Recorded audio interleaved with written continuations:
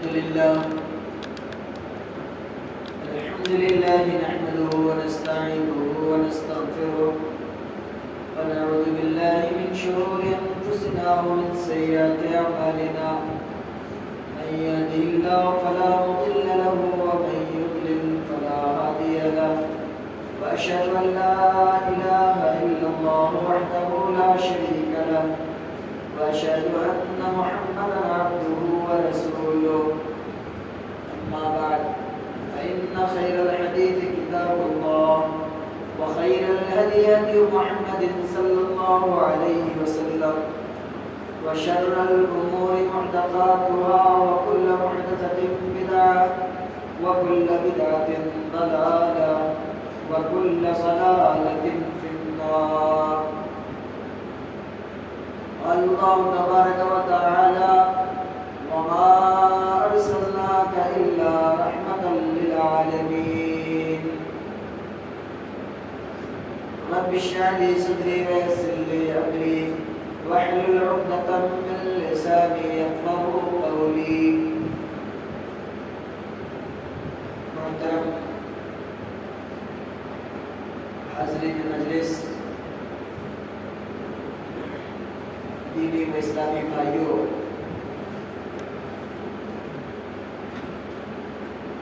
اللہ کے نبی کونین جناب محمد رسول اللہ صلی اللہ علیہ وسلم کے حوالے سے پچھلے دنوں میں نے گفتگو کی تھی کہ آپ صلی اللہ علیہ وسلم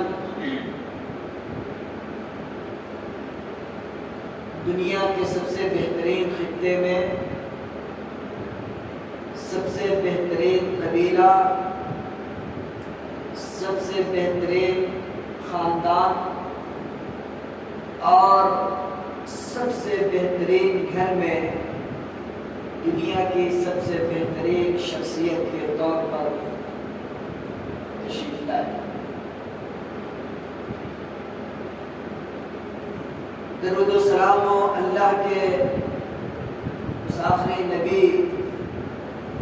رحمت صلی اللہ علیہ وسلم پر اللہم صلی علی محمد وعلی آل محمد کما صلیت علی ابراہیم وعلی آل ابراہیم انک حمید مجید. اللہم بارک علی محمد وعلی آل محمد کما بارکت علی ابراہیم وعلی آل ابراہیم انک حمید مجید. محترم حاضرین، اللہ کے نبی صلی اللہ علیہ وسلم پوری کائنات بلکہ دونوں جہاں کے لیے رحمت بنا کر بھیجے گئے. اللہ نے کہا کہ وما ارسلناک الا رحمت للعالمین، اے محمد ہم نے آپ کو دونوں جہان کے لیے رحمت بنا کر بھیجا ہے. آپ صلی اللہ علیہ وسلم کا رحمت ثابت ہونا کائنات کے ایک ایک ذرے سے پتہ چلتا ہے. آپ کی رحمت کائنات کے ایک ایک ذرے کو حاصل ہے. آپ صلی اللہ علیہ وسلم کی رحمت جہاں انسانیت کے لیے عام ہے، وہی دنیا کی دوسری مخلوقات بھی آپ کی رحمت سے مستفید ہوتی ہے. ولادت کے بعد آپ صلی اللہ علیہ وسلم کی جب پیدائش ہوئی اور پیدائش کے بعد جو دودھ پینے کا زمانہ تھا، رضاعت کا جو زمانہ تھا آپ کا، حضرت حلیمہ سعدیہ رضی اللہ تعالی عنہا جو آپ کی صلی اللہ علیہ وسلم کی رضائی ماں تھی، جنہوں نے بچپن میں آپ کو دودھ پلایا، وہ بیان کرتی ہیں کہ عرب کا ایک طریقہ تھا کہ وہاں جب بچے پیدا ہوتے تو دیہات کی عورتیں ان کو آ کر گود لیا کرتی تھی اور اپنے گھروں میں لے جا کر اس کو پالتی پوستی تھی تاکہ دیہات کی آب و ہوا اس کے لیے بہتر ثابت ہو، اور پھر بچہ جب دودھ پینے کی مدت جب اس کی ختم ہو جاتی تھی تو عورتیں بچے کو پھر اس کے والدین کے حوالے کر دیا کرتے تھے، اور والدین ان عورتوں کو یا ان دایا کو دودھ پلانے والی عورتوں کو والدین بچے کے والدین ان کو نوازا کرتے تھے اپنی استطاعت کے مطابق۔ اللہ کے رسول صلی اللہ علیہ وسلم کا معاملہ کچھ عجیب ہے۔ جہاں حلیمہ سعدیہ مکہ کا رخ کرتی ہیں اپنی دیگر سہیلیوں کے ساتھ، تو عجیب عجیب معجزے اور عجیب عجیب مسائل سامنے آتے ہیں۔ حضرت حلیمہ رضی اللہ تعالیٰ عنہ کہتی ہیں کہ میں اپنے شوہر حارث بنت عبد العزیٰ کے ساتھ نکلی اور میں بھی دیگر خواتین کے ساتھ ساتھ اس بھیڑ کا حصہ تھی۔ میری اونٹنی اتنی کمزور تھی، اچھا اور وہ زمانہ انتہائی قحط کا زمانہ تھا، قحط سالی کا زمانہ تھا، لوگوں کے کھانے کے لیے فاقے پر فاقے پڑ رہے تھے، لالے پڑ رہے تھے، اور حالت یہاں تک پہنچ گئی تھی کہ اناج پانی غلہ تو دور کی بات، اونٹنیوں کی چھاتیاں خشک ہو گئی تھی، اس کے تھن خشک ہو گئے تھے، اونٹنیوں سے دودھ نہیں آ رہے، اور اونٹنی تو دودھ کی بات خود حضرت حلیمہ سعدیہ کہتی ہے اپنے بارے میں کہ میرا سینہ بھی خشک ہو گیا تھا اور میرے سینے میں بھی دودھ کا نام و نشان نہیں تھا۔ گروپ کی ساری عورتیں بڑی تیزی کے ساتھ نکل رہی ہیں، اور حلیمہ سعدیہ کی سواری بالکل ٹھہر ٹھہر کر چل رہی، اونٹنی کمزور ہے۔ دیگر خاتون مذاق اڑا رہی کہ ارے حلیمہ کون سی سواری تم نے اختیار کر لی ہے کہ آج تمہاری سواری بالکل پیچھے ہے اور ہم لوگوں کو آگے جا کے تمہارا انتظار کرنا پڑ رہا ہے۔ اللہ نے تو حلیمہ سعدیہ کے نصیبے میں کچھ اور لکھا تھا، اس کی قسمت میں کچھ اور لکھا تھا۔ رسول رحمت کی رحمت تلاش رہی تھی حلیمہ سعدیہ کو۔ حلیمہ سعدیہ روایت کے مطابق مکہ مکرمہ پہنچتی ہے، ساری خواتین جو ساتھ میں آتی ہیں ان سب کو کوئی نہ کوئی بچہ مل جاتا ہے، حلیمہ سعدیہ خالی ہاتھ ہے، اور ساری عورتیں محمد بن عبداللہ کو اس لیے چھوڑ کر کے چلی جا رہی ہیں کہ باپ نہیں ہے، یتیم ہے، اناتھ ہے، اس کو لے جا کر اس کی پرورش برداشت کریں گے، دودھ پلائیں گے، کھلائیں گے، پلائیں گے، نذرانہ کون دے گا؟ عورتیں چھوڑ کر چلی جا رہی ہیں۔ حلیمہ سعدیہ کہتی ہے مجھے کوئی بچہ نہیں ملا، لیکن میں نے یہ سوچ کر کہ خالی ہاتھ جانے سے بہتر ہے کہ اسی یتیم بچے ہی کو لے لیا جائے، شوہر سے مشورہ کیا، شوہر نے کہا کہ ٹھیک ہے لے لو، کوئی بات نہیں۔ میرے بھائیو، سیرت نگاروں نے لکھا ہے کہ حلیمہ سعدیہ جیسے اس بچے کو لے کر وہاں سے نکلتی ہے، اب دنیا ان کی بدل گئی،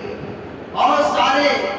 جنے کی نشانیاں واضح ہونے لگی۔ وہی اونٹنی جس اونٹنی کو لے کر چلی تھی، اور وہ اونٹنی جو تھک ہار کر بیٹھ جایا کرتی تھی، ابھی اس اونٹنی کی آنکھ کا عالم یہ ہے کہ دیگر تمام سہیلیوں کے مقابلے میں وہ اونٹنی راجدھانی ایکسپریس کی طرح بالکل دوڑتی ہوئی بھاگ رہی ہے۔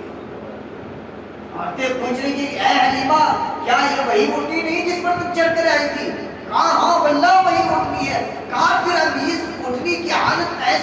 ایسے کیسے ہوگی کہ اب بالکل سرپٹ بھاگ رہی ہے، دوڑ رہی ہے؟ حلیمہ سعدیہ کے شوہر کہتے ہیں کہ جس برکت کا تم نے اندازہ کیا حلیمہ، لگتا ہے کہ وہ برکت تیرے ساتھ ہے۔ کہا کہ جب میں گھر گئی تو دیکھا کہ میرا سینہ دودھ سے بھر گیا ہوا ہے، میں نے محمد کو بھی پلایا اور محمد کے رضائی بھائی اپنے بیٹے کو بھی خود دودھ پلایا، اور شکم سیر ہو کر یہ دونوں سو گئے۔ وہ اونٹنی جس کے تھن میں دودھ کا قطرہ نہیں شوہر نامدار جاتے ہیں اونٹنی کو دودھ کر لاتے اور اتنا دودھ نکلتا ہے کہ میں خود بھی پیتی ہوں، میرا شوہر بھی پیتا، اور آسودہ حال ہو کے سو جاتے ہیں۔ نبی کریم صلی اللہ علیہ وسلم کی ذات مبارکہ اتنی بابرکت تھی کہ حضرت حلیمہ کہتی ہے کہ میری بکریاں محمد جب لے کر چرانے جایا کرتے تھے اور قبیلے کی اور خاندان کے اور گاؤں علاقے کی اور عورتیں بھی اپنے بچوں کو بکریاں لے کر بھیجتی تھی، میری بکریاں آسودہ حال ہو کر اور اس کا تھن دودھ سے بھرا ہوا چلی واپس آتی تھی، اور محلے والوں کی بکریاں کھانے کے لیے کچھ نہیں، پیٹ سٹا ہوا، تھن میں کوئی دودھ نہیں۔ عورتیں کہا کرتی تھی اپنے چرواہوں سے کہ حلیمہ کی بکری جہاں چرتی ہے تم لوگ بھی وہیں جا کر چرایا کرو۔ چرواہے وہیں لے کر جاتے ہیں، لیکن جو برکت حلیمہ کی بکریوں کو حاصل ہے محمد ابن عبداللہ کے وجود سے، وہ کسی اور کی بکریوں کو کہاں نصیب ہے؟ میرے بھائیوں، یہ تھی نبی کریم صلی اللہ علیہ وسلم کی ذات بابرکت کے حوالے سے ایک مثال کہ آپ صلی اللہ علیہ وسلم کس قدر رحمت تھے انسانیت کے لیے بھی، جانوروں کے لیے بھی، اور ساری چیزوں کے لیے۔ اللہ کے نبی صلی اللہ علیہ وسلم اس لیے بھی بابرکت ہے کہ آپ صلی اللہ علیہ وسلم بچوں کے ساتھ کھیل رہے ہیں، اور ولادت کے بعد 5واں یا 6 سال کا معاملہ ہے، 5 یا 6 سال کے تھے، بچوں کے ساتھ، چھوٹے بچوں کے ساتھ کھیل رہے ہیں، اچانک جبریل آتے ہیں، فرشتہ آتا ہے اور نبی کائنات صلی اللہ علیہ وسلم کو پکڑ کر لیٹا دیتا ہے۔ لٹانے کے بعد ان کے سینے کو چاٹ کر دیتا ہے، چیٹ دیتا ہے۔ حدیث کے الفاظ ہے کہ ایک تشت لایا جاتا ہے، اور اس تشت میں اللہ کے نبی صلی اللہ علیہ وسلم کے دل کو نکال کر رکھ کر زمزم کے پانی سے دھویا جاتا ہے، اور ایک لوتھڑا ہوتا ہے، اس لوتھڑے کو نکال کر پھینک دیا جاتا ہے، اور اس دل کو دھو کر سینے میں رکھ دیا جاتا ہے، اور دوبارہ سل کر کے پھر آپ صلی اللہ علیہ وسلم کو کھڑا کر دیا جاتا ہے۔ یہ منظر بچے دیکھتے ہیں، دوڑتے ہانپتے بھاگتے ہیں حضرت حلیمہ سعدیہ کے پاس کہ دیکھو محمد کا قتل ہو گیا، محمد کو آ کر کسی نے اس کے سینے کو چیٹ دیا، چاٹ کر دیا۔ لوگ دوڑے پریشان حال دوڑتے ہیں، آتے ہیں، دیکھتے ہیں کہ محمد بالکل ٹھیک ٹھاک ہے، سینہ ان کا ٹھیک ہے، لیکن ڈر کے آثار نظر آ رہے ہیں۔ یہ شق صدر کا واقعہ، یعنی سینہ چاٹ کرنے کا واقعہ پیش آیا تھا اللہ کے نبی صلی اللہ علیہ وسلم کے ساتھ، اور یہ واقعہ اللہ کے نبی صلی اللہ علیہ وسلم کے ساتھ 2 مرتبہ آیا ہے۔ ایک تو ابھی جب 5 یا 6 سال کے تھے، اور دوسرا اسراء اور معراج کی مناسبت سے جس وقت آپ صلی اللہ علیہ وسلم کو معراج کرایا گیا، اس وقت بھی آپ کے سینے کو چاپ کر کے جبریل امین نے آپ کے دل کو پھر زمزم سے دھلا، اور علم و حکمت آپ کے سینے میں بھر دیا، اللہ کی محبت بھر دی، اور اس کے بعد پھر آپ کے سینے مبارک کو سل دیا۔ تو میرے بھائیوں، اللہ کے رسول صلی اللہ علیہ وسلم کے بارے میں انس بن مالک رضی اللہ تعالیٰ عنہ کہتے ہیں کہ میں اللہ کے نبی کا سینہ دیکھتا تھا کہ ان کا سینہ پورا چیرا ہوا تھا یہاں تک ناپ تک، اور اس پہ سلائی بھی لگی تھی، ٹانکے کی نشانی۔ تو یہ شق صدر کا واقعہ اللہ کے نبی صلی اللہ علیہ وسلم کے ساتھ پیش آیا تھا۔ اللہ کے نبی صلی اللہ علیہ وسلم بابرکت اس طور پر بھی تھے کہ آپ صلی اللہ علیہ وسلم نے نبوت سے پہلے، چونکہ ابھی آپ نبی نہیں بنے، اور اس سے پہلے کا جو مرحلہ ہے وہ جاہلیت کا مرحلہ ہے۔ کفار و مشرکین جس عادت اور طور طریقے کے رکھوالے تھے، اللہ کے نبی صلی اللہ علیہ وسلم بائی نیچر اس سے الگ تھے۔ آپ نے کبھی بھی بتوں کی پرستش نہیں کی، بہت بڑا اعزاز ہے نبی کو صلی اللہ علیہ وسلم کے لیے۔ آپ صلی اللہ علیہ وسلم اتنے صاف ستھرے شریع کے اور صاف ستھرے چرتر کے مالک تھے کہ آپ نے کبھی بتوں کے سامنے اپنے ماتھے کو، اپنے سر کو نہیں جھکایا۔ اللہ اللہ کے رسول صلی اللہ علیہ وسلم کے بارے میں حضرت عروہ بن زبیر رضی اللہ تعالیٰ عنہ کہتے ہیں کہ حدثني جار لخدیجة بنت خویلد رضی اللہ عنہ قال سمعت النبي صلی اللہ علیہ وسلم يقول اے خدیجہ والله لا اعبد اللات ابدا والله لا اعبد العزى ابدا رواه احمد. حضرت عروہ بن زبیر کہتے ہیں کہ مجھے خدیجہ کے پڑوسی نے بتلایا کہ اللہ کے رسول صلی اللہ علیہ وسلم خدیجہ کو کہا کرتے تھے کہ اے خدیجہ اللہ کی قسم میں نے کبھی بھی لات جو بت تھا، لات نام تھا اس کا، اور عزیٰ وہ بھی بت تھا، بڑا مشہور بت تھا، تو ان بتوں کی نبی کی اس کی عبادت کی اللہ کے رسول صلی اللہ علیہ وسلم کا کہ میں نے کبھی بھی ان کی عبادت نہیں کی. اور اللہ کے رسول صلی اللہ علیہ وسلم اتنے بابرکت تھے کہ آپ صلی اللہ علیہ وسلم کو لوگ امین یعنی امانتدار کہا کرتے. تو وہ واقعہ بڑا مشہور ہے کہ خانہ کعبہ میں جب حجر اسود کو رکھنے کی بات آئی، چونکہ وہ ہر قبیلہ یہ چاہتا تھا کہ یہ اعزاز ہمیں حاصل ہو، یہ فخر ہمیں حاصل ہو کہ ہم اپنے ہاتھوں سے اٹھا کر حجر اسود کو اس کی جگہ پر رکھیں. اللہ کے نبی صلی اللہ علیہ وسلم نے دیکھا کہ لوگ آپس میں لڑ پڑیں گے، بھیڑ پڑیں گے، قتل و خونریزی ہو جائے گی. آپ نے مشورہ دیا اور کہا کہ ایسا کیجیے کہ کل صبح جو شخص سب سے پہلے حرم میں داخل ہوگا وہی اس کا فیصلہ کرے گا اور وہی آدمی بتلائے گا کہ اس پتھر کو اٹھا کر وہاں پر کیسے رکھا جائے. سارے لوگ چونکہ آپ صلی اللہ علیہ وسلم بڑے نیک تھے نا، بائی نیچر بڑے نیک تھے، لوگوں نے دیکھا کہ محمد اگر یہ بات کرنا چلو مان لیتے. صبح ہوئی، دیکھا کہ سب سے پہلے محمد ابن عبداللہ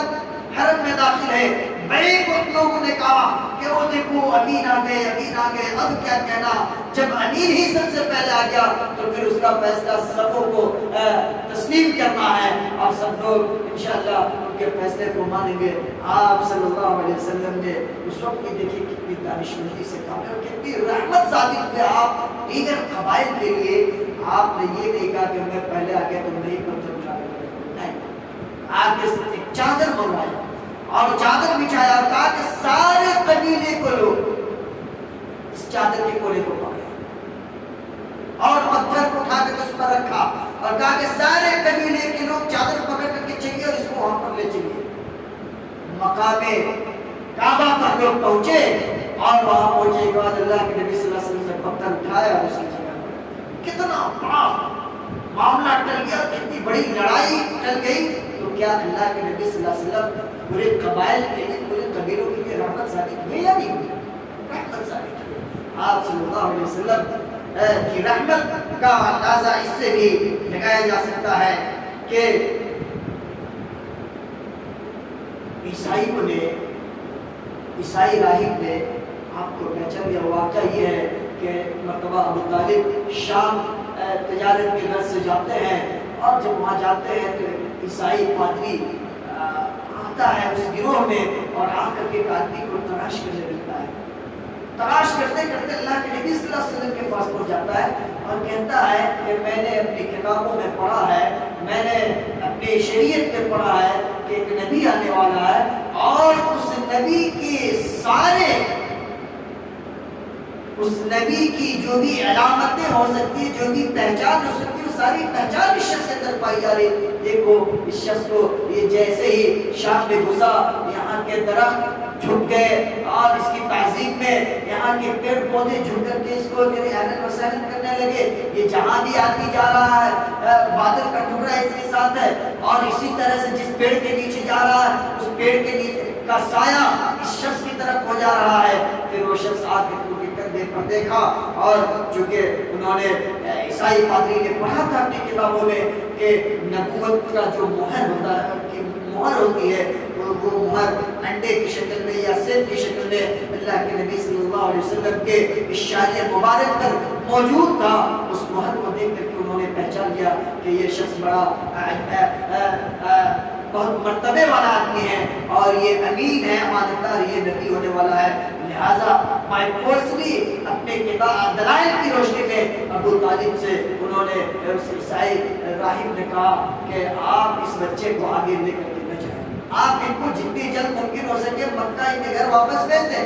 کیونکہ ان کے اندر وہ علامات دیکھے جا رہے ہیں نبوت کے، اگر یہ کسی اور کو پتہ چل گیا تو لوگ ان کی جان کے دشمن ہو جائیں گے اور ان کو مار دیں گے، لہٰذا ان کو دوبارہ مکہ بھیج دیا جائے۔ چنانچہ ابو طالب نے ان کی بات کو مان کر کے اور مکہ بھیج دیا۔ آخری دو چیز اللہ کے رسول صلی اللہ علیہ وسلم کے حوالے سے آتا ہے کہ قال رسول اللہ صلی اللہ علیہ وسلم انی لاعرف حجرا بمکہ کان یسلم علی قبل ان ابعث الی لاعرفه الان۔ اللہ کے نبی صلی اللہ علیہ وسلم کہہ رہے ہیں کہ جب میں نبی بنا، نبی بننے سے پہلے پتھر ہے جس کو میں جانتا ہوں، وہ پتھر جب میرا گزر ہوتا تھا وہاں سے تو وہ پتھر مجھے سلام کیا، کتنی فزیکل کی۔ اور پھر وہ واقعہ جو آپ نے بڑا بارہا سنا ہوگا کہ پہلی مرتبہ جب جبریل امین آئے وحی کی شکل میں اور دوڑے بھاگے آئے اللہ کے نبی صلی اللہ علیہ وسلم کی بیوی خدیجہ الکبریٰ کے پاس اور کہا زملونی زملونی، اے خدیجہ مجھے چادر اڑاؤ، مجھے چادر اڑاؤ، واللہ لقد خشیت علی نفسی، مجھے ڈر لگ رہا ہے کہ کہیں میں ہلاک نہ ہو جاؤں، برباد نہ ہو جاؤں۔ وہ بیوی خدیجہ کتنی عظیم خاتون تھی، انہوں نے کہا واللہ لا یخزیک اللہ وحدہ، اے شوہر نامدار آپ کیوں اتنا ڈر رہے ہیں، کیوں سہمے ہوئے ہیں؟